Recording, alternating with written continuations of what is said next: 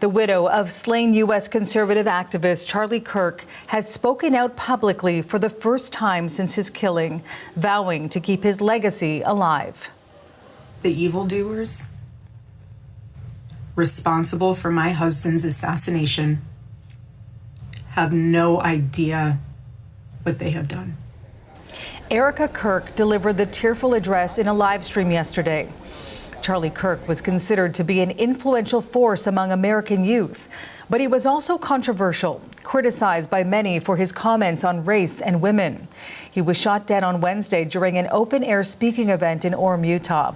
His suspected killer, Tyler Robinson, was arrested on Thursday night after surrendering to police.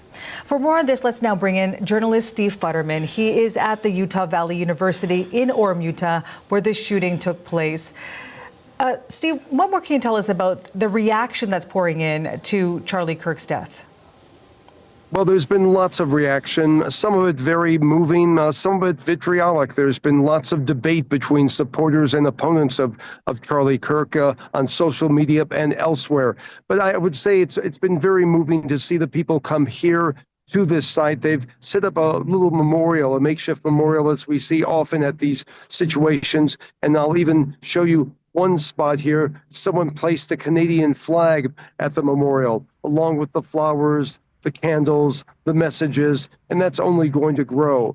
As far as the message coming from his widow last night, she said the movement that he started will continue. Take a listen. You have no idea the fire that you have ignited within this wife. The cries of this widow will echo around the world like a battle cry. To everyone listening tonight across America, the movement my husband built will not die. It won't. I refuse to let that happen. It will not die. Now, as I mentioned earlier, that we've had the vitriolic debates on social media, elsewhere, and the governor of Utah, Spencer Cox, made an appeal yesterday, shortly after the announcement of the arrest of Tyler Robinson. He asked people to go off social media for a while. He said people need to calm down. He was very specific in saying that the vitriolic tone must calm down. Take a listen to what he had to say. This is not good for us. It is not good to consume. Social media is a cancer on our society right now. And I would encourage people to log off, turn off, touch grass, hug a family member, go out and do good in your community. Now, there were a number of vigils last night here and in other places in Utah, and those are likely to continue. We expect the funeral for Charlie Kirk to take place sometime during the next week, and President Trump has said he will be attending that funeral. Steve, we know the suspect does remain in a Utah jail. Are we learning anything more about him at this point? We're learning bits and pieces about him. Obviously, when the announcement was made yesterday, they talked about the fact that he had become more politically involved in recent years and had made some comments about Charlie Kirk. He did not like what he called his hateful tone. So we seem to think that there's a political motive behind the killing, but did something trigger Tyler Robinson? That's the one thing we don't know. Obviously, people can be opposed to what someone is saying, but they usually don't go and try to kill someone. So was there one thing? Authorities are now going through things like his computer, his cell phone, trying to see if he was in touch with anyone. Meanwhile, he remains in prison without bail. People who know him say they are shocked. They say he never showed this side, was an excellent student, and we'll just have to wait and see. One other thing we're looking for, did he talk to authorities afterwards? Obviously, you have the right to remain silent, but did he talk to authorities before invoking that right? We'll know that in a few days. All right, thanks so much for this, Steve. That's journalist Steve Futterman reporting in Orem, Utah. Let's stay on this story and bring in Joe Moreno. He is a former U.S. federal prosecutor, giving his insight into this morning. So nice to see you today. Good morning, Marianne. How are you? Well, as we heard Steve Futterman just mention there, this investigation, of course, still in the early stages. But based on what we know so far and the evidence that police have revealed that they have collected so far, how strong of a case is this looking, in your opinion? Marianne, I think to your point, we have to caveat everything by saying we don't know everything, right? It's still very early. But from what we know, it doesn't seem like a terribly complicated case. There was a single shooter, there was a single weapon. It sounds like Mr. Robinson made incriminating statements to family members and friends. It sounds like there were indicators on social media. So I don't think there's a lot of question about how the government would set up the prosecution here. It doesn't need a lot of witnesses. There's not a lot of physical evidence. And so while, of course, Mr. Robinson has to be given the presumption of innocence, if in fact this case is as it appears right now, it doesn't seem like a very difficult one for the prosecution to bring. Since we're talking about evidence, I do want to ask you about the engravings on some of the shell casings investigators say they found there at the scene. What does that tell you about how that could be used potentially in what will be the future trial? Not so much. It's not so much important as to the guilt of Mr. Robinson as perhaps it is to his motivation.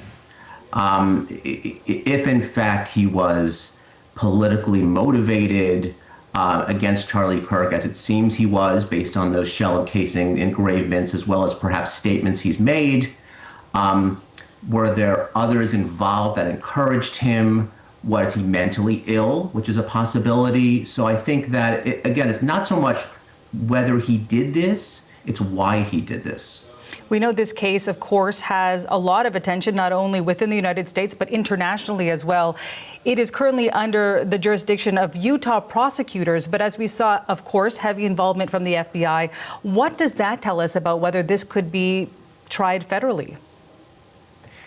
Unlikely. So I know that many people think that bringing something federally is more powerful. Perhaps it can lead to more severe punishments. But the fact is, most simple murders occur at the state level, and that's probably the best thing because state prosecutors just have more experience in bringing cases like this.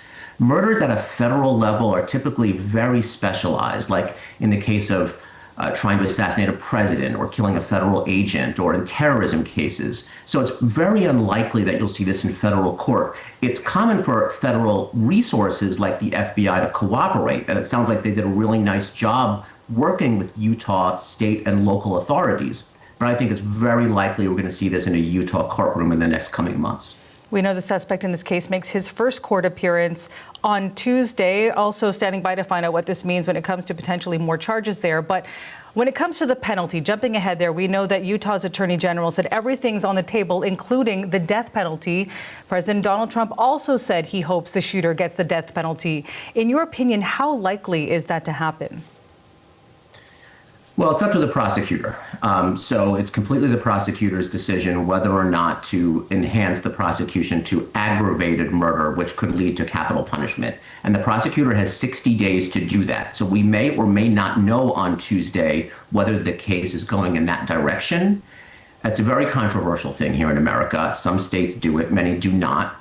It adds a whole level of complexity to the trial because basically if the prosecution goes this way and gets a guilty verdict, then there's basically almost a second trial where mitigating evidence is presented, aggravating evidence is presented, and then you need a unanimous jury to find beyond a reasonable doubt again that the aggravating evidence outweighs the mitigating evidence. So now you're talking about adding months and months to what's already going to be a long trial because of the attention this is getting. It also adds years of appeals that are highly likely. So it could be the big difference between something that's done relatively quickly versus something that takes years.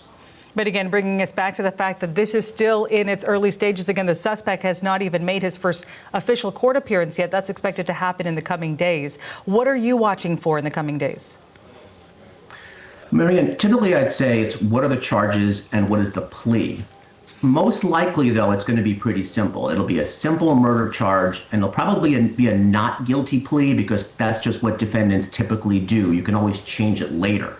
Then we'll see from the prosecution if within 60 days they decide to elect for a capital murder charges like we just talked about.